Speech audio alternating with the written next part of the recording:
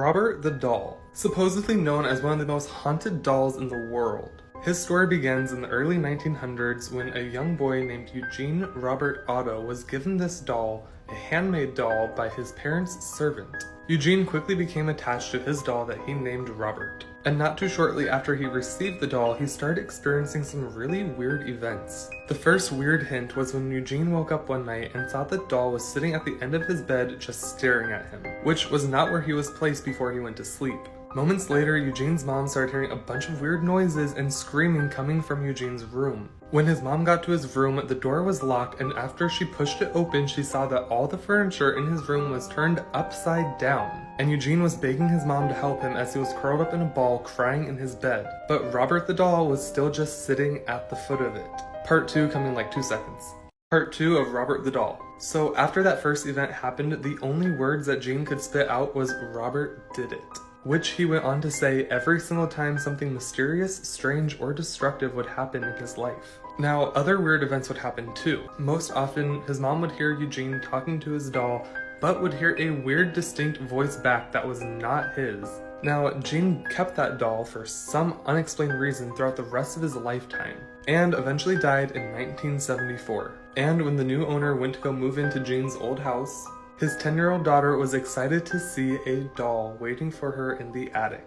And then the cycle repeated. She would scream in the middle of the night because things would be turned upside down. She claimed to see Robert moving around on his own, and it wasn't too long before Robert the Doll was finally given away. The third and final part will be coming in like 2 seconds.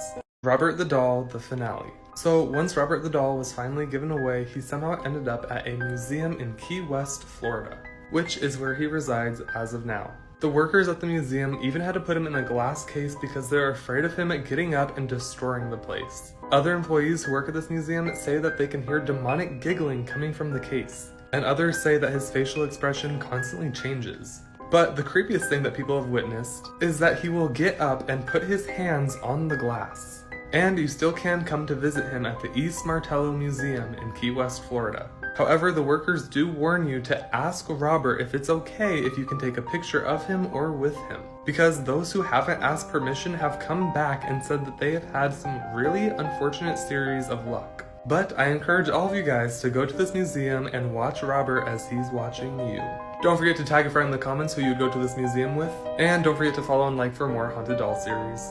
Harold the Haunted Doll. His story dates back to when some random guy was selling him at a flea market. When a customer came up to buy the doll, the owner had told him that the doll was originally for his son who had recently passed away. That didn't seem to bother the customer at all, so he proceeded to buy it. But within a matter of only 2 days, his cat had passed away, his girlfriend had left him, and he had just gotten diagnosed with chronic migraines. So obviously, promptly he sold the doll to somebody else, who now has a YouTube channel, which I was not able to find, and asked this doll's questions every single video, waiting for a response, hoping to figure out more about the history of Harold the Haunted Doll. Anyways, don't forget to follow and like, because the series is just beginning. This is the debatably true story about the doll that aged. So apparently this little girl once had a doll. As she got older, she outgrew the doll and her mom decided to put it in the attic. But before she put it in the attic, she put it in a box first to preserve the doll. 11 years later, as they were moving out, they were going through old boxes and the mom decided to open up the box with the doll in it. When she opened up the box, she was terrified to find that the doll had mysteriously aged. Now, yes, dolls and toys age in their own way depending on what they're made out of. However, 11 years in a box should not do that to a doll. Now, the weird thing is, it was debatable about what the doll looked like before. Some people say that this is the closest comparison as to what the doll looked like before and after. As always, let me know what you guys think down in the comments below. And also, I just started a Twitter account, so go check it out. My @ will be right here. I'll be doing surveys and giving you updates on what my next TikTok will be, and I just kind of post stupid random shit that I say on the daily. So definitely go check it out. And as always, have a blessed day. I am positive that almost everybody has heard of the movie Annabelle by now. However, this is the real true story of Annabelle the doll, and this is what she actually looks like.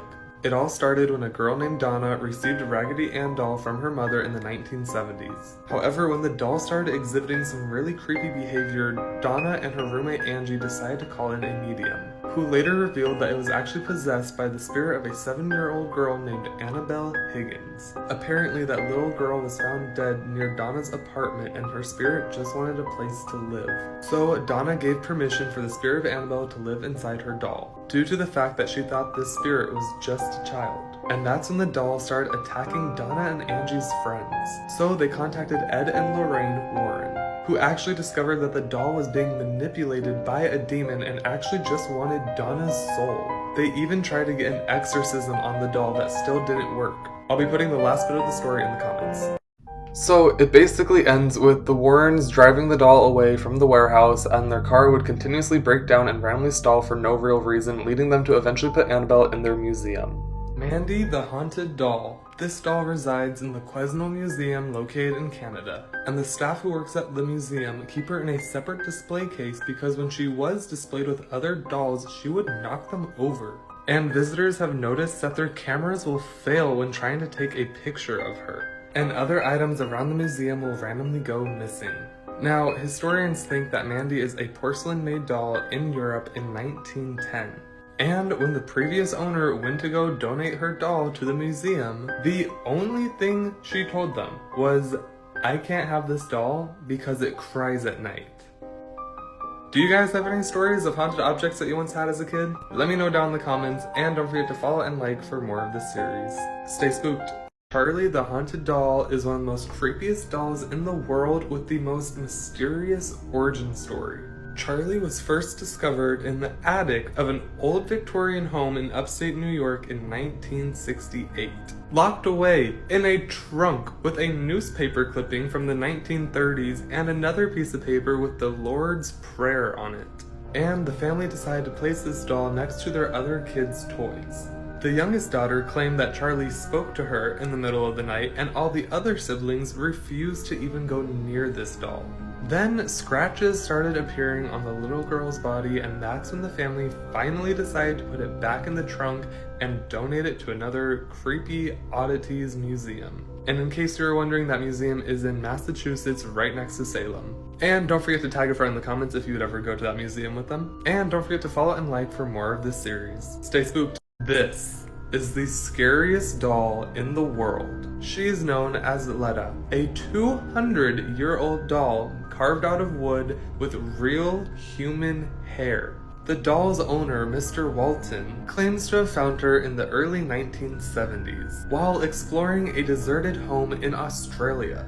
And for some godforsaken reason, he decided to take her back home with him, where weird events started to occur. Yeah, no shit, dude. Furniture would be turned upside down, scuff marks would appear on the floor, and his children would claim to have terrible nightmares of the doll. Like, he has children? Whose wife or husband or spouse would be okay with bringing this home? Even his well-behaved dogs would get aggressive around the doll. Now, Walton actually tried to sell Letta at one point, only to find that he physically could not get her out of the car. Apparently, you can go to visit Letta and get a picture of her sitting on your lap. Tag a friend who you'd force to do that with you. And don't forget to follow and like for more.